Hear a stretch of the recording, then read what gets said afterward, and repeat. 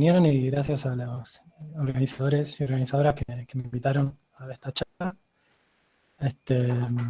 Mi primera ENEA fue en el 2014, así que igual ya me delata bastante, estoy hace rato. Y nada, me encanta que me hayan invitado a dar una charla, porque es un encuentro que siempre la pasé muy bien y tengo un montón de recuerdos buenísimos. Y en la charla voy a hablar un poco sobre el trabajo que estoy haciendo para la tesis de licenciatura, que espero presentarlo el año que viene. Pero, nada, considerando un poco la idea de lo que es este encuentro, que hay gente de todos los años, pensé en no ir directamente a lo que es el trabajo en sí, porque iba a quedar como medio fuera de contexto, sino contar un poco más el panorama general y cómo llegamos a lo que es el trabajo que estoy haciendo, ¿no? Entonces, bueno, este año, cuando iba a empezar la tesis, yo la estoy haciendo con el doctor Rodrigo Díaz de la UNSAM, y él me preguntó qué temas te gustaría hacer o cuáles son las cosas que te gustan para que te sientas cómodo. Y yo le dije, bueno, me gusta, ya hace varios años que sabía que quería hacer algo relacionado con exoplanetas, y en particular siempre fui más del lado de la observación, ¿no? De la perspectiva observacional. Me gusta trabajar con datos, con telescopios. Y también me gusta bastante la programación, le dije más o menos esas cosas. Y él me propuso varias ideas para trabajar, y bueno, esta es la que más me gustó, y aparte es como que engloba estas tres cosas de forma orgánica. Entonces, vamos a empezar haciendo un pequeño repaso de la situación de la rama de exoplanetas. En 1995 se descubre el primer exoplaneta en una estrella de secuencia principal de tipo solar, que lo descubren Mayor y Queloz mediante el método de velocidades radiales.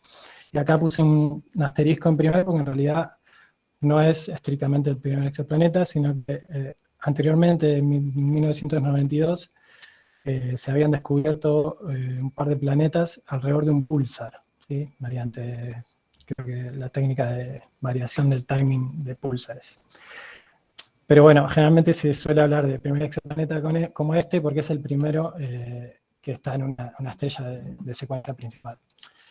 Por este trabajo, en 2019, estos dos autores ganaron el premio Nobel, la detección de este planeta, que es un Júpiter caliente, que se detectó acá en el observatorio de Haute-Provence, en Francia, con un telescopio de 1,93 metros de apertura, y con este instrumento llamado el ODI, que es un espectrógrafo de alta resolución, que tenía en ese momento una precisión en la medida de las velocidades radiales de 15 metros por segundo, lo cual para esa época era de lo más preciso que había. Acá se ve una figura que saqué del paper, que es la señal de este planeta de tipo Júpiter, que provoca esta señal periódica en las velocidades radiales medidas de la estrella, ¿no? Después de esta primera detección, empezaron a aparecer muchas más a lo largo de los años, más papers con sistemas de más de un planeta, 2, 3 planetas, hasta ahí eran todos con esta técnica de velocidades radiales, pero con el tiempo fueron apareciendo muchas otras técnicas, y acá en este histograma se muestra cómo fue avanzando el número de planetas descubiertos durante los años hasta el 2021. Como ven, hay un montón de técnicas de detección, pero bueno, las más importantes son la velocidad radial y las de la técnica de tránsitos. Estos dos picos, estos dos bines que tienen un montón, son porque son los releases del telescopio espacial Kepler, que de repente tira como 1000 planetas de una, y bueno, es el instrumento más exitoso en detección de exoplanetas. Al día de hoy tenemos, el otro día me fijé en la base de datos, 4.538 exoplanetas confirmados por una gran variedad de métodos, y estos son solo los confirmados. Después hay varios miles más que están como candidatos, y que probablemente muchos de ellos van a ser confirmados en los próximos años. Así que cabe solo esperar que este número va a seguir creciendo un montón con los años. Y aparte todo el tiempo están apareciendo nuevos satélites de detección de exoplanetas, telescopios, instrumentos más precisos. Y bueno, acá en este gráfico, no sé si se ve el cursor. Si alguien me puede confirmar eso, genial. Se muestra todos los exoplanetas que se conocen hoy en día. Graficamos en el eje Y la masa o la cota inferior de la masa, que es la masa por el centro de la inclinación, y en el eje X tenemos el semieje mayor de la órbita. Y con distintos colores se muestran los distintos métodos de detección. Vemos que aparecen como en ciertas zonas los colores, ¿no? Esto es porque cada técnica tiene como sus biases. Digamos, es más sensible a detectar cierto tipo de planetas por la propia naturaleza de la técnica. Por ejemplo, la técnica de tránsito, que requiere que el planeta pase por delante de la estrella, ¿no? Y bloquee cierta parte de la luz que nos viene de la estrella. Obviamente es más sensible a semiejes pequeños, ¿no? Y tiene un montón de planetas descubiertos por acá. La técnica de imagen directa, que está acá en rosado, esta es una técnica, es la única en la cual uno hace una detección directa, ¿no? del planeta, donde se ve, uno puede ver el planeta en una imagen. En las otras son todas técnicas indirectas, donde uno ve un efecto que produce el planeta, ya sea en la luz, en el espectro, en fin.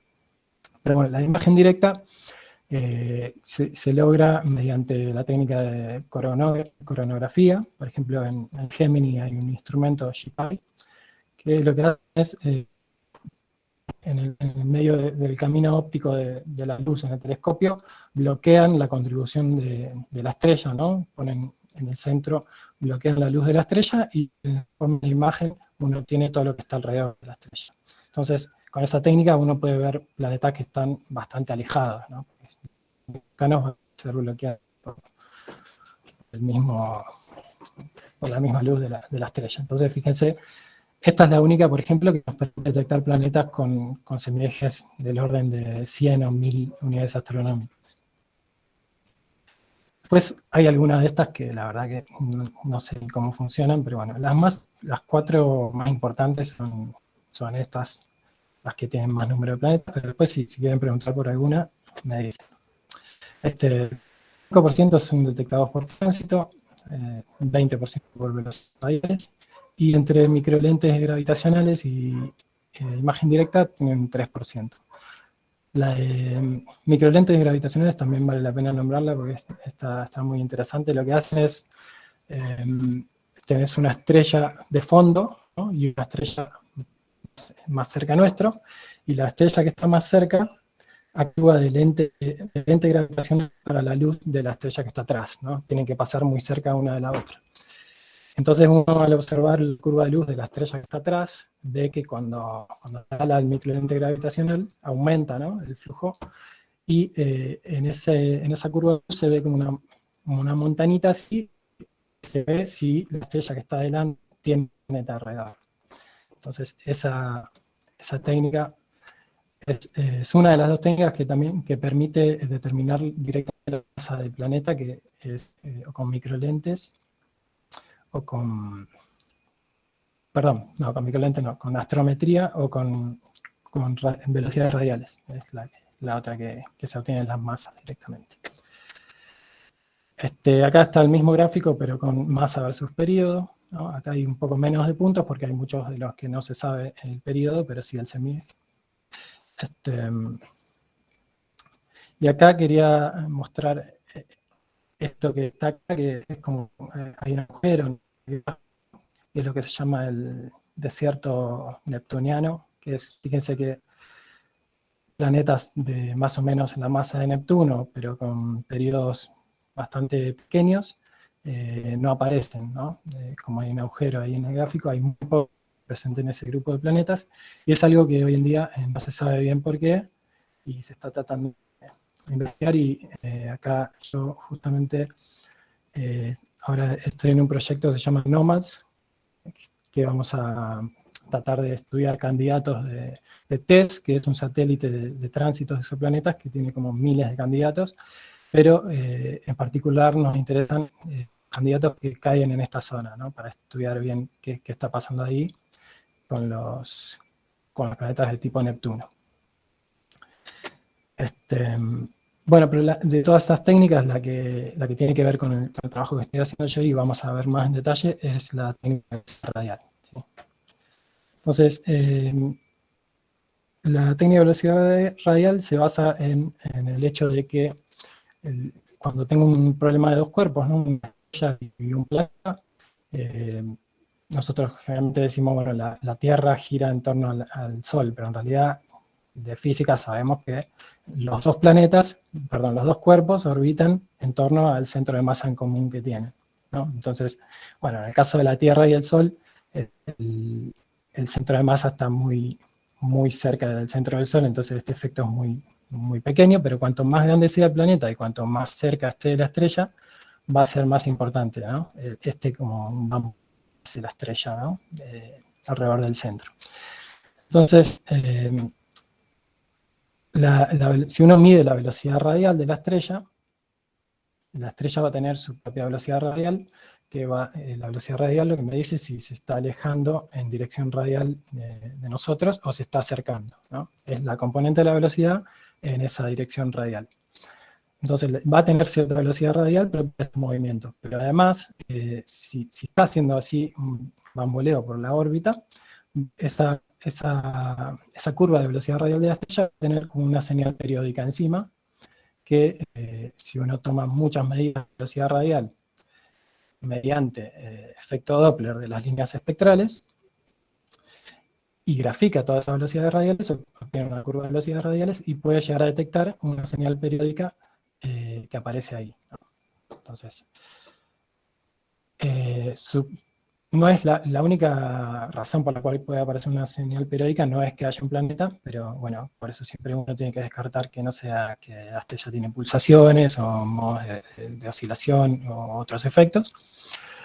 Y bueno, suponiendo que es a causa de un planeta, yo si mido esta función periódica que me aparece en los datos de velocidad radial, puedo directamente observar el periodo, ¿no? Y puedo ajustar la función de velocidad radial en función del tiempo. ¿Bien? Entonces, si uno hace todo el desarrollo teórico de qué sucede con la velocidad radial de este problema que estamos mostrando acá, ¿no? Llega a esto, ¿no? Que esta es una función periódica donde aparece la excentricidad y aparece una constante de amplitud K, donde la amplitud de esta K depende es directamente proporcional a la masa por el seno de la inclinación. Entonces, yo tengo esta curva de velocidades radiales, si la ajusto mediante mínimos cuadrados o algún otro método, puedo determinar estos parámetros, el K y la excentricidad, y a través del K puedo determinar, conociendo la masa estelar, ¿no?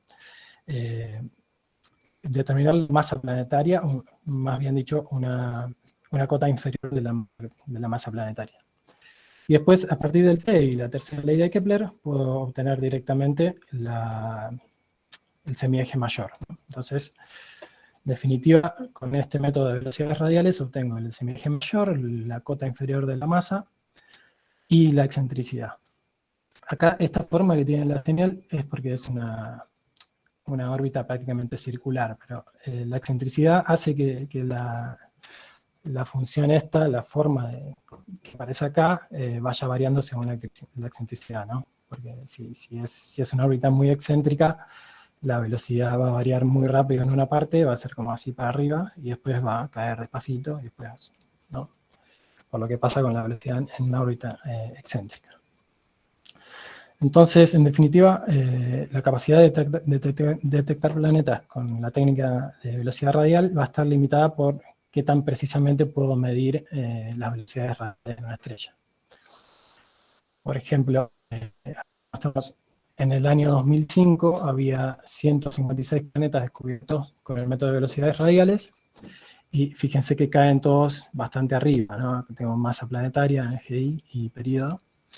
Y estas líneas punteadas que aparecen serían digamos, los límites de la magnitud de la señal que produce un planeta en esta línea es de 10 metros por segundo. Acá 1 metro por segundo y 0,1 metros por segundo. Entonces, hasta 2005 solo estábamos detectando planetas que tengan señales del orden de 10 metros por segundo. Ya en 2010 tenemos 363 planetas y empiezan a aparecer más acá cerca del 1 metro por segundo. Fíjense que Júpiter cae por acá arriba y la Tierra estamos todavía bastante lejos. Y ya para 2020 hay muchos más planetas con señales más pequeñas y con masas ya cercanas.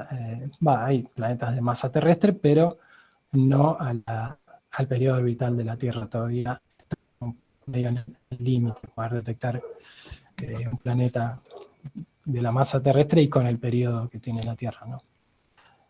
Por cierto, estos tres gráficos se los robé a Gonzalo Delía de la materia Origen y Evolución de Sistemas Planetarios, que no le pedí permiso para usarlos, pero si a alguien le interesa este tema, recomiendo muchísimo que hagan esa materia optativa a los que son de La Plata, ¿no?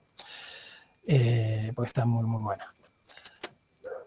Entonces, si uno quiere detectar un planeta análogo a la Tierra en una estrella de tipo solar, sabemos que produciría una señal de amplitud de 9 centímetros por segundo y que tiene un periodo de 1 año, ¿no? Entonces necesitaríamos instrumentos con una precisión del orden de los centímetros por segundo, observando de manera estable durante varios años para poder determinar órbitas de tierras en zona habitable alrededor de estrellas cercanas de tipo F, G y K.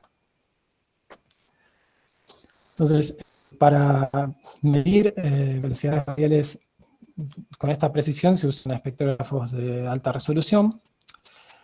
Para los que no lo tienen tan fresco, un espectrógrafo es un instrumento que recibe la luz colectada por el telescopio, la dispersa formando un espectro, o sea, la separa por longitud de onda, y luego registra este espectro en un detector.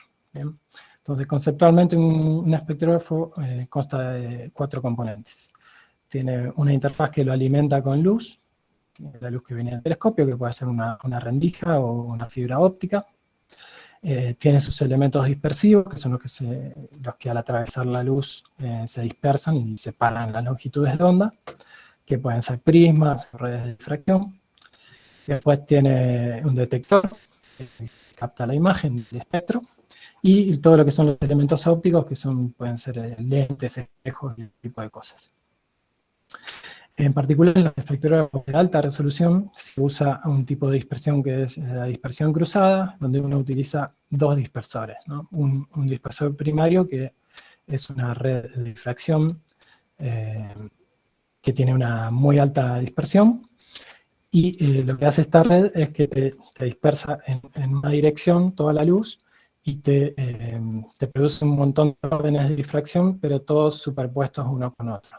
Entonces, lo que se usa es una segunda dispersión cruzada, o sea, en la otra dirección perpendicular, para separar todos estos órdenes de dispersión, y justamente estos tipos de espectrógrafos se llaman échelle, que en francés significa escalera, porque te queda, como en esta imagen de acá abajo, todo como un orden por arriba del otro, ¿no? Y dentro de un orden va aumentando la longitud de onda, y también hacia arriba va aumentando la longitud de onda, en el caso de esta imagen.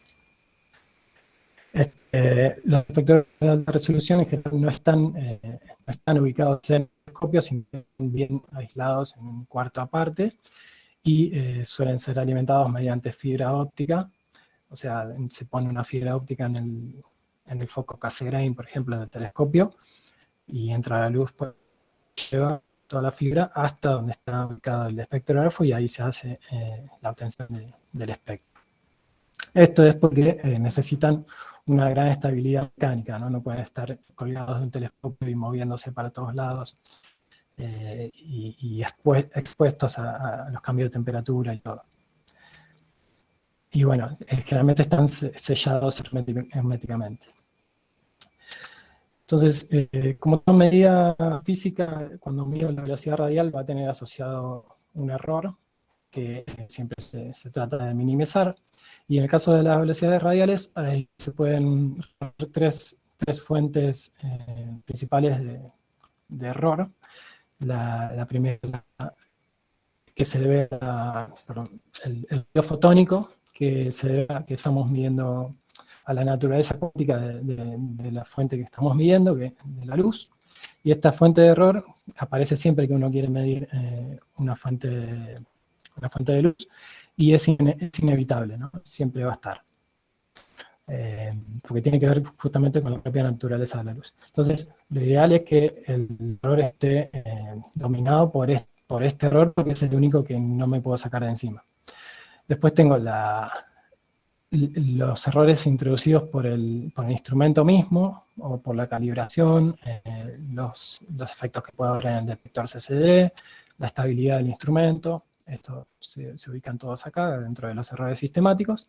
Y después la propia variabilidad que pueda tener la estrella misma, ¿no? Porque la luz sabemos que se produce en la fotósfera estelar, o sea, en la atmósfera de la estrella, y todos los efectos magnéticos que tenga la estrella produce un montón de efectos en las líneas espectrales. Y mismo si la estrella tiene como alguna suerte de oscilación o pulsación, también va a producir un corriente Doppler. Entonces, esto lo que se puede hacer en tal caso es modelar la actividad estelar de la estrella y tratar de restarlo después, ¿no? Pero en particular, yo lo que estoy trabajando es con los errores sistemáticos debidos al instrumento mismo. Entonces, ahora sí, un poco más de contexto, les cuento sobre el trabajo. Estamos estudiando los errores sistemáticos del espectrógrafo TOFI con algoritmos de Machine Learning. Este espectrógrafo está en el mismo observatorio y en el mismo telescopio de aquel donde se detectó el primer exoplaneta en el 95, y es el sucesor del espectrógrafo ELODI que les había mostrado antes, pero tiene muchísima mejor precisión, ¿no? Se encuentra en un cuarto aislado, es alimentado por una fibra óptica de 17 metros, tiene una gran estabilidad térmica. Fíjense acá en la figura, esto que está acá es el prisma, acá está la radiodifracción, todo esto está sellado y enfriado con nitrógeno a temperaturas muy bajas y muy estables. Después está todo cubierto para que no tenga ninguna contaminación de luz. Y bueno, acá tienen las fibras ópticas que vienen del telescopio, entran por ahí, y acá está el detector CCD. ¿Sí? Tiene 4 fibras ópticas, porque tiene 2 modos de observación, uno en alta eficiencia y uno en alta resolución. Y para cada observación uno tiene la posibilidad de mandar una fibra óptica, la luz del telescopio, y por la otra una lámpara de calibración de torio y argón, que se usa para hacer la calibración simultánea de la longitud de onda, ¿no?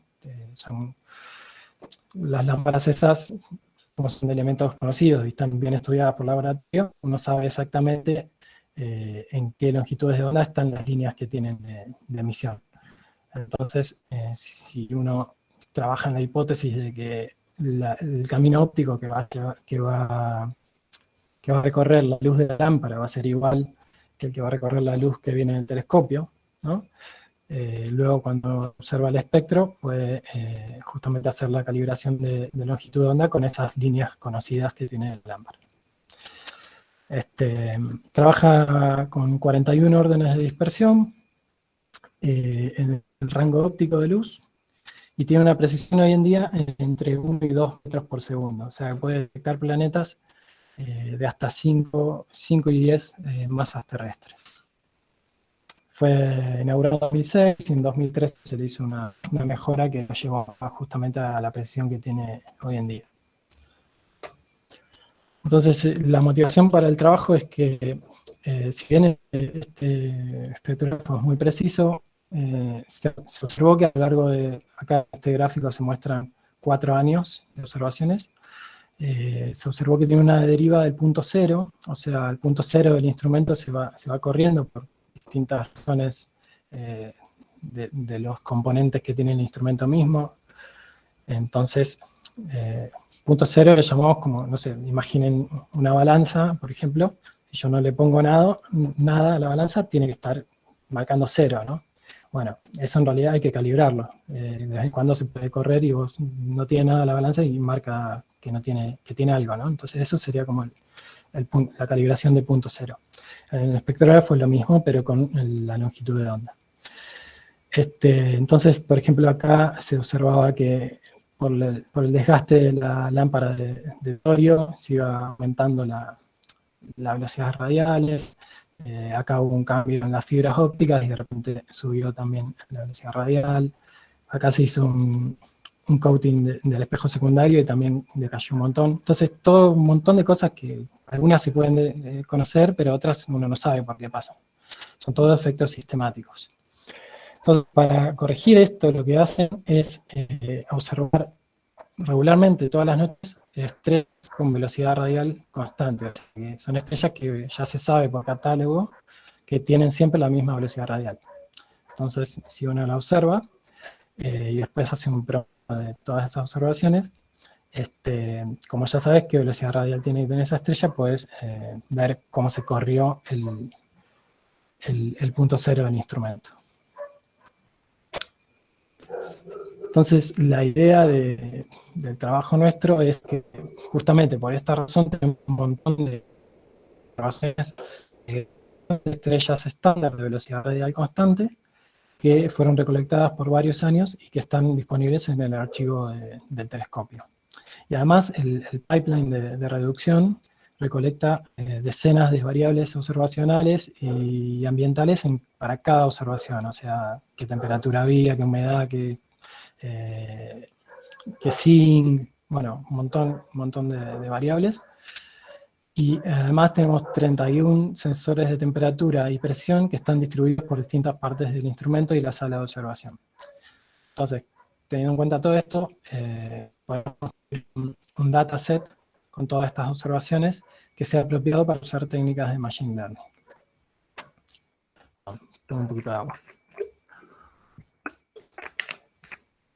Entonces, ¿qué es Machine Learning? Para los que nunca escucharon nombrar o escucharon pero no saben bien, puse esta definición acá que dice: Machine Learning es la ciencia y arte de programar a las computadoras para que puedan aprender de los datos, ¿no?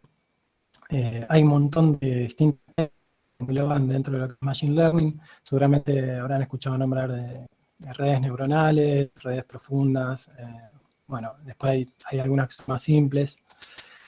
Pero básicamente son todas técnicas que usan para aprender de una gran cantidad de datos una determinada tarea que quiera realizar. Entonces, el objetivo que queremos hacer, ¿qué queremos que aprenda de los datos? Bueno, queremos que aprenda a predecir las velocidades radiales que va a medir el instrumento mediante aprendizaje supervisado. Entonces, justamente como las estrellas con las que vamos a trabajar son constantes, la velocidad radial siempre la misma, ¿no? Entonces las variaciones que aparecen se tienen que deber a los errores que contaba hoy. Y como una gran parte de esos errores son errores sistemáticos, si nosotros podemos predecir los valores que tiene que dar para ciertas variables en una noche en particular, estamos de alguna forma modelando el ruido del instrumento. Entonces, la idea es que haciendo esto podamos generar un nuevo método de corrección que no sea el de observar siempre las velocidades las estrellas estándar, ¿no? Y de esa forma podríamos ahorrar un montón de tiempo de observación. Y además, podríamos, si el modelo aprende bien el ruido, ¿no? Podemos comprender qué variables están afectando la precisión del instrumento y potencialmente podríamos mejorar el instrumento. En cuanto a la parte de programar a las computadoras para que hagan esto, bueno, por suerte ya está la parte de programación pesada, ya está todo hecho, obviamente. Yo usé Python y el paquete de Python scikit-learn, que tiene un montón de algoritmos de Machine Learning, donde uno va y los usa. Obviamente hay programación involucrada, pero la parte de los algoritmos ya está hecha, ¿no? Están optimizados, todo eso. Entonces, usamos Python, scikit-learn, y hice todo el trabajo en Google Colab. Bueno, algunos datos sobre esto de Machine Learning, para los que son más nuevos en este tema. Es una técnica que requiere una gran cantidad de datos si uno la quiere aplicar. Generalmente se usa para problemas que mediante métodos tradicionales son muy difíciles o imposibles de resolver. Si bien hoy en día se escucha por todos lados, no es algo nuevo. Ya, digamos, los fundamentos de las redes neuronales y todo eso ya existen desde la segunda mitad del siglo XX, llegado a principios del siglo XXI. Pero se empezó a popularizar mucho a partir de 2006, cuando se publicó un paper con una red neuronal que podía leer letras escritas a mano con un 98% de precisión. Y esto sumado a que cada vez la capacidad de cómputo es mayor y es más barato y todo, revivió el interés en técnicas de Machine Learning y hoy en día está en todos lados.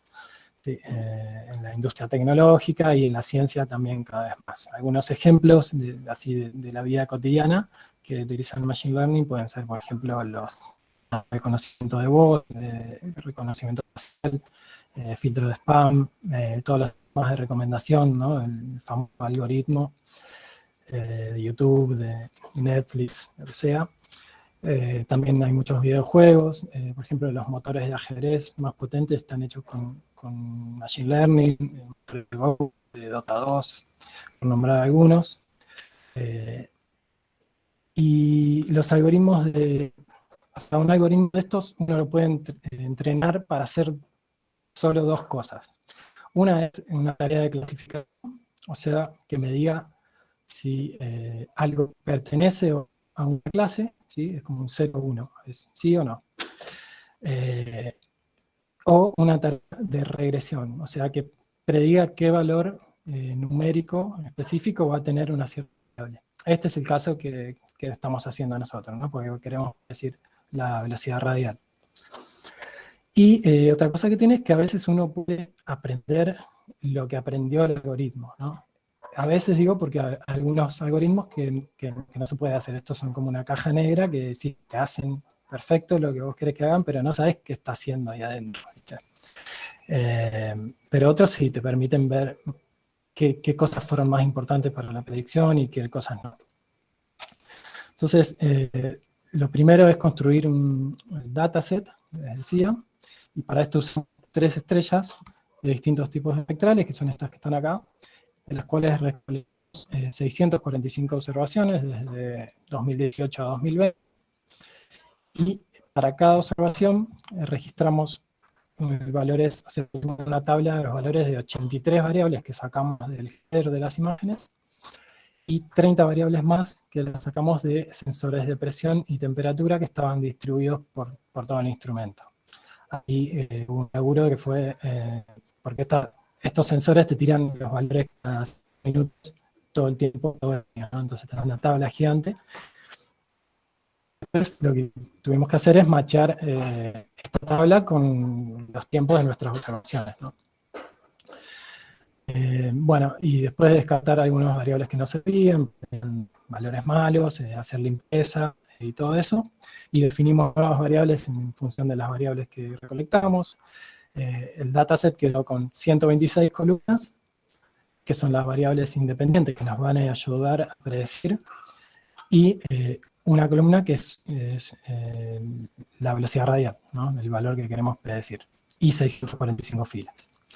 En general, para las variables en Machine Learning se usa la palabra feature, así que seguramente voy a usar esta palabra, pero significa simplemente una variable.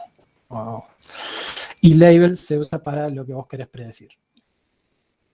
Entonces, una vez que uno arma el dataset, es cuestión de ir explorando todos los datos para ver qué es lo que metimos ahí adentro.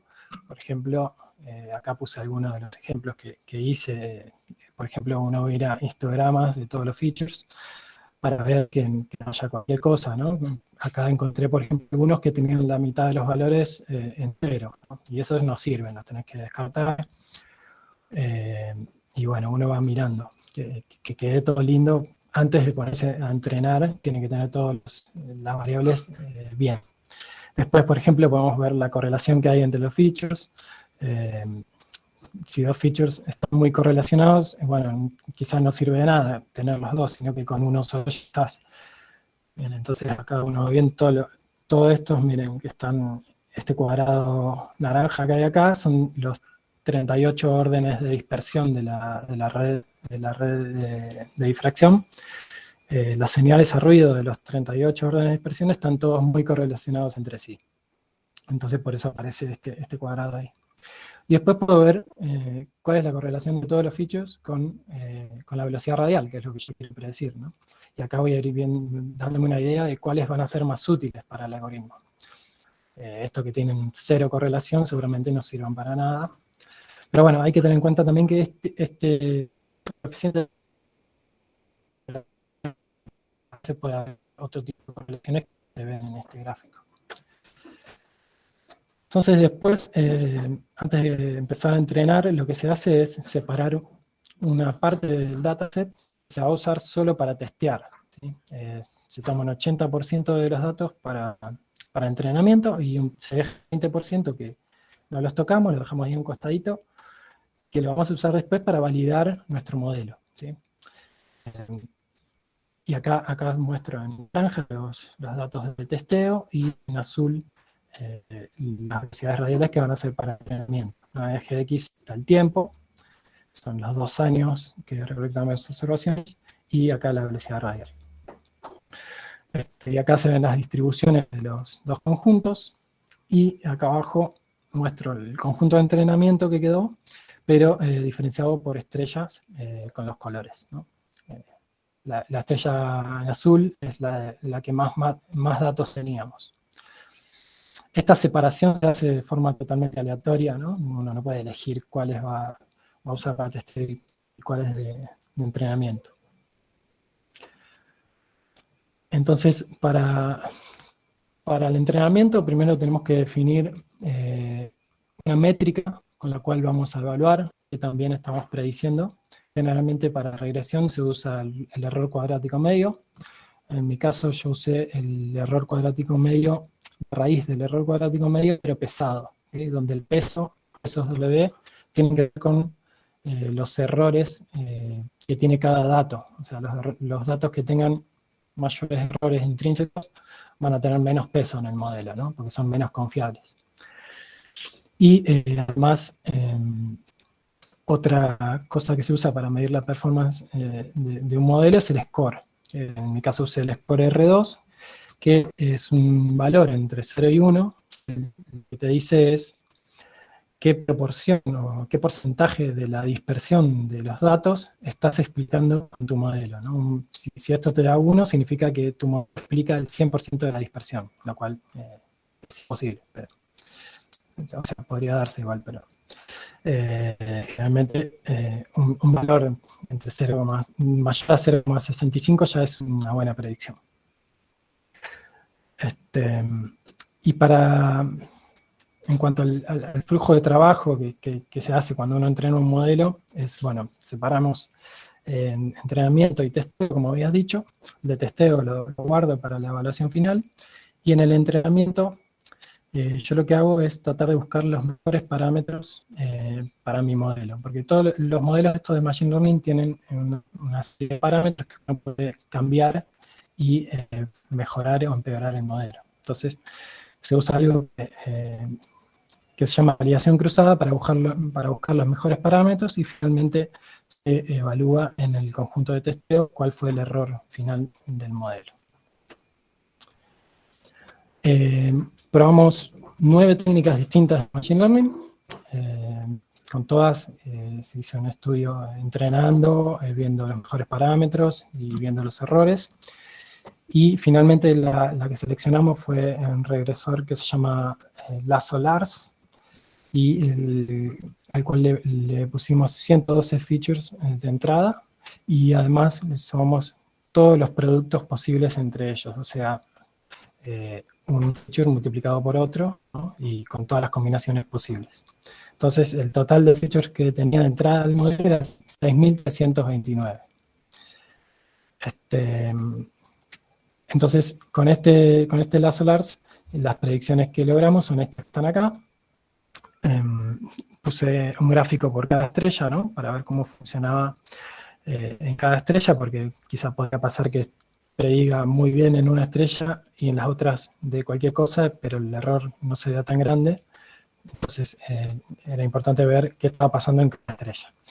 Y en general vimos que andó muy bien en las tres, en algunas mejor que otras. Por ejemplo, en la H89269 llegó, obtuvo un score de 0.85, o sea, el 85% de la dispersión es explicada por el modelo, lo cual es un valor altísimo. En la otra 0.77 y en Sigma, que es esta, un 0.62, que fue la que menor predijo, pero igual estaba bastante bien. Por ejemplo, si la queremos comparar, en esta estrella que nosotros obtuvimos una predicción del 62% de la dispersión, si aplicamos esta corrección a los datos, vimos que la dispersión de los datos se reducen a 1.51 metros por segundo. O sea, logramos bajar. Acá tenía 2.63, la desviación estándar que tenía los datos de esta estrella era de 2.63, y con el modelo baja a 1.51. ¿Sí? Y para comparar, por ejemplo, con el método que yo contaba hoy, que se usa de observar estrellas estándar, en este paper de Kurkol et al. De 2015, ellos con esta misma estrella logran bajar la presión a 1.60 metros por segundo, ¿no? Y nosotros estamos por debajo de eso. Y bueno, esta es la que peor nos dio encima. Después encontramos que en todos los modelos el feature más importante para la predicción era este que se llama Drift RB. Ahora les cuento qué es. No sé cómo estoy de tiempo. Bueno, estoy medio jugado, pero un poquito. El Drift RB, y el segundo más importante era la relación señal a ruido de los órdenes de dispersión de la red.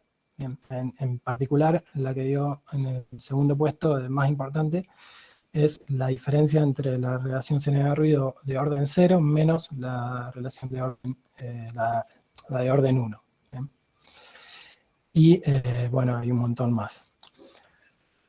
Como les decía, este Drift RB, este feature lo que nos dice es cómo se movió la posición de las líneas espectrales respecto a la noche anterior. Eso se mide con las lámparas de calibración, y te fijas dónde estaba la lámpara la noche anterior y dónde está esta noche. Entonces, ese drift es un error sistemático que se puede solucionar fácil con eso, pero acá vemos que tiene una gran influencia igualmente en el ruido que queda en los datos. Y después el otro es el orden de la relación señal a ruido. También vemos que vieron que había contado que mandamos 6.329 variables. Este regresor que usamos en Lasso tiene la particularidad de que no utiliza todo, sino que va utilizando a cada paso, va viendo qué es lo que más le sirve para predecir, y lo que no le sirve lo descarta. Entonces te hace como una selección de variables automática.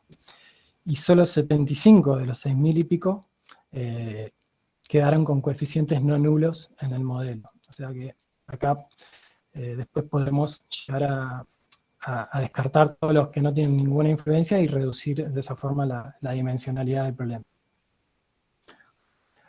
Entonces ya terminando, pudimos construir un modelo que predice muy bien las velocidades radiales en 3 estrellas de distinto tipo espectral.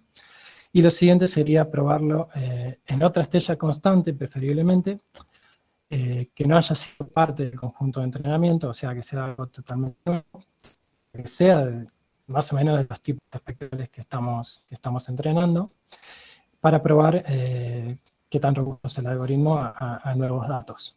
Lo cual esto se nos está complicando un poco porque no encontramos otra estrella constante en el archivo que tenga muchos datos, pero bueno, también podemos usar una estrella que no sea constante, por ejemplo, que el planeta, hay varios que tienen planetas que están bien modelados, entonces uno puede restarle la contribución de... No, perdón. Lo que puede hacer es sacar un histograma, un periodograma de la estrella antes de la corrección y hacerle la corrección después y sacar otra vez el periodograma y ver si tu corrección destruyó la señal de planeta. Bueno, entonces está mal, digamos. Lo ideal es que el periodograma después de la corrección se conserve bastante bien la forma. Entonces sería otra forma de probar el algoritmo. Así que bueno, después de eso, cuando pruebe eso, me queda escribir la tesis y quizá vamos a ver si se puede publicar en algún lado este trabajo. Y bueno, esa es toda la charla. Muchas gracias y para cualquier pregunta que surja.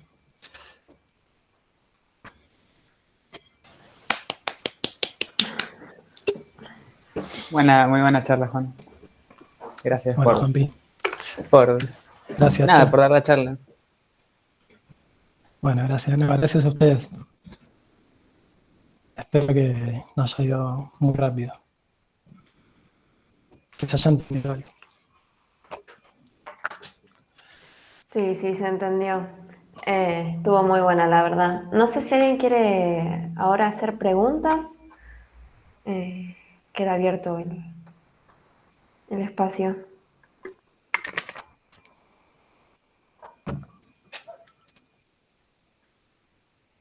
Gracias, Lu. Estoy viendo los comentarios.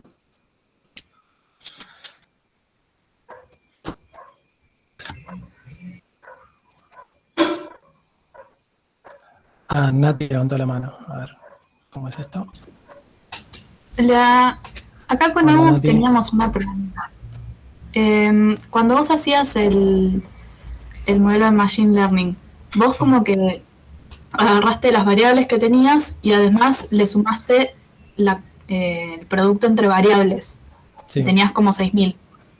¿Por qué le agregabas más variables independientes? O sea, como que uno no buscaría lo contrario, como reducirse las variables independientes.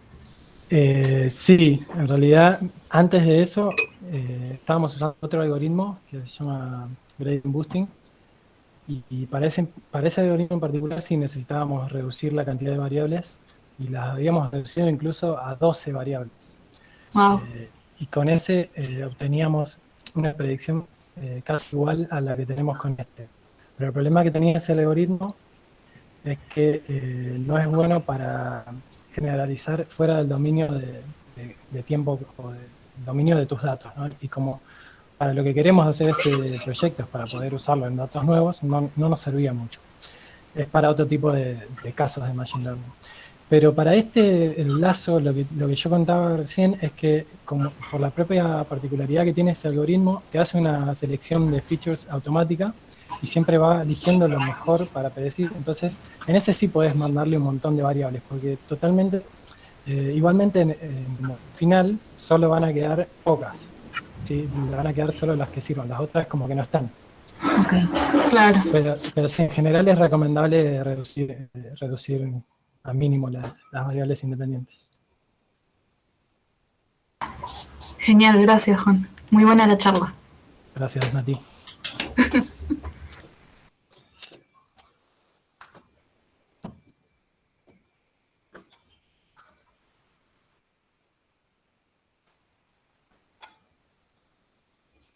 Lu. Hola. Hola, Lu. Te gané de mano, Rodri. No, yo te quería... Muy buena la charla. Re interesante. Parece que dijiste algo. Baja la mano, listo. No, te quería preguntar qué onda a futuro, digamos, si la idea es seguir trabajando en algo de esto o meterse más como con la ciencia de exoplanetas, digamos. o si tenés idea de cambiar de tema, no sé, como de acá en más, ¿qué onda? Sí, hay varias ideas. Como que estoy medio pensando muchas posibilidades y viendo cuál me gusta más. Pero sí, una opción es seguir dentro de esta línea y quizás aplicarlo. Originalmente esto Rodrigo lo quería aplicar en un espectrógrafo que se llama Spiro, que está en Hawái. Y no me acuerdo cómo fue, no puedo conseguir bien los datos para aplicar. Y al final lo terminamos haciendo en SOFI, pero quizá a futuro se diga si funciona bien y publicamos esto y todo, podemos llegar a aplicarlo en otros espectrógrafos, como por ejemplo ese de Hawái. Esa sería una línea, tipo seguir en la misma e ir aplicándolo en otros lugares. Después, sí, está el tema de que tengo que ver dónde hago el doctorado, y bueno, una opción es, si lo hago con Rodrigo, seguramente voy a seguir con algo muy parecido a esto, o quizá también lo que contaba que de este proyecto Nomads, que es algo mucho más observacional. Vamos a observar con HARPS, ¿viste? El espectrógrafo que está en La Serena, en Chile. Y bueno, si de ahí Sí, se abre, me suena. se abre una línea de trabajo ahí, y me interesa más eso, también podría llegar a seguir con eso. Y después ver si es que dónde quedo en el doctorado, porque capaz tengo pensado presentarme en un doctorado que aparezca en otro lado, y después ver las posibilidades que tenga al momento que tenga que elegir, y capaz que cambio de tema, pero en principio este tema me gusta y me siento re cómodo trabajando con Rodrigo, así que es una buena posibilidad. Bueno, buenísimo. Muy bueno. Gracias. Gracias. Rodri creo que estaba. ¿Qué haces, Juan? ¿Cómo andás? Todo bien, bueno, primero felicidades porque estuvo linda la charla, y estuvo ante todo muy clara porque tiraste un montón de data, y me parece que quedó un buen panorama, digamos, ¿no? Y la pregunta que tenía un poco, no está respondida, pero justo ahí dijiste algo en la respuesta a Lu. Mi pregunta iba un poco en el sentido de si sabes que existen trabajos similares en otros instrumentos que no sean SOFI. Bueno, ahí justo, digamos, nombraste este instrumento de Hawái, y que probablemente en el otro espectrógrafo de La Serena, digamos, también sea un instrumento similar, pero seguramente haya varios en todo el mundo. Entiendo igual de que tampoco hay tantos instrumentos. Bueno, ahora está un poco más en la cresta de la ola estudiar exoplanetas, sin bardearte. Pero, digamos, no sé si está lleno de instrumentos, digamos, que lo hagan. Que sí. Entiendo de que no, pero ponele, o quizás sí, ¿no? Pero si la pregunta concreta sería si sabes de trabajos parecidos en instrumentos similares, digamos. Bien, sí. Esto cuando Rodrigo me planteó hacer esto, lo primero que me dijo fue que esto no se había hecho.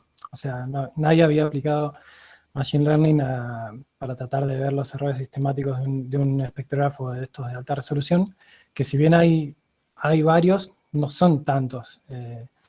Hay como, digamos, y más de esta precisión. Digamos. Este debe estar, no sé, en el top 6, top 8 de los instrumentos más precisos de velocidades radiales. O sea, y me dijo, bueno, eso está bueno, pero por un lado puede salir mal, porque si no encontramos nada, bueno, de última, para la tesis sirve igual, pero era como arriesgado porque era algo que nunca se había hecho y capaz que te encontrás con que no sirve, ¿viste?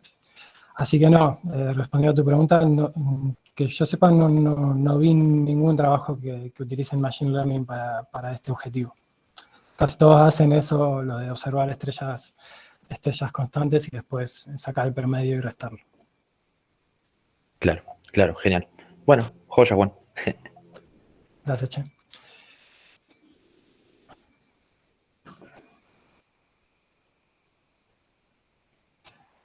Creo que hay una pregunta de Ezequiel. Hola Juan, interesante la charla. Gracias. Sí, al principio veía tu charla, dije exoplanetas y me entusiasmé y esperaba otra cosa, más relacionado a la astrobiología, pero de todos modos el trabajo que veo que estás haciendo ahí va a facilitar muchas cosas en el futuro si tiene éxito, que eso está buenísimo y es genial. Y por otro lado, vos estás en otra universidad, yo estoy en San Juan. Una duda que me surgía a mí sobre qué hacer con respecto a la tesis de grado, que yo quería hacer astrobiología, pero según tengo entendido por acá no se puede. Pero escuché por ahí, pero no nada confirmado, nada que haya chequeado, de que hay un proyecto de astrobiología por allá en La Plata. ¿En La Plata? O algo que se está gestando, como que no algo que se dice está confirmado, pero... Sí, no, yo me parece que no, en La Plata nunca escuché, no sé de nadie que trabaje en eso. Quizás sí, y yo no conozco, pero a mí también era un tema que me interesaba, y me acuerdo que averigüé en un momento y no había nada de astrobiología acá. Y no, quizá era más en la UBA, puede ser.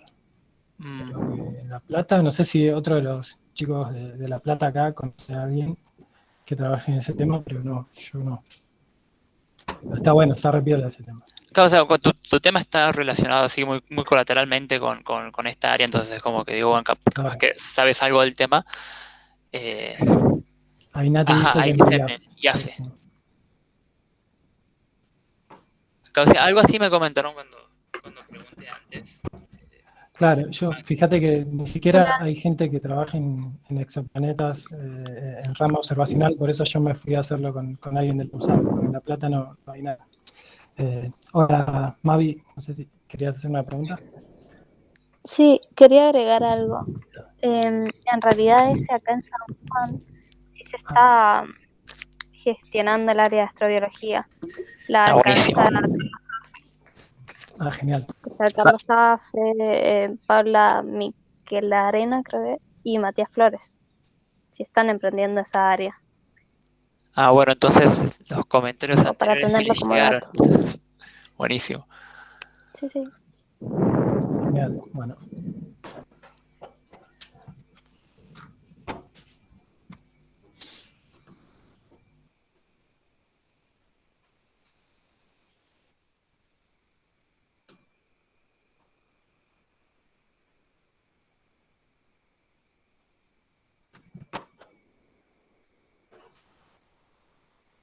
Bueno, creo que no, ya estamos, ¿no?